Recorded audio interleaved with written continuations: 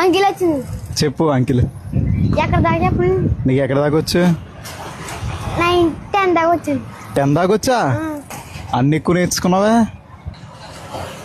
నేను 4th class నుండి 6th వచ్చాను. మున్సిపల్ స్కూల్కి వచ్చాను. ఓకే చెప్పు, నెంబర్లు చెప్పు. ఏంటండి నెంబర్లు అంకిల్. అంకిల్ 1 అండి, 2 అండి, 3 అండి, 4 అండి, 5 అండి. 4 తర్వాత 5 అండి. తర్వాత 6 అండి, 6, 7 అండి, 8 అండి, 9 అండి, 10. ఓకే.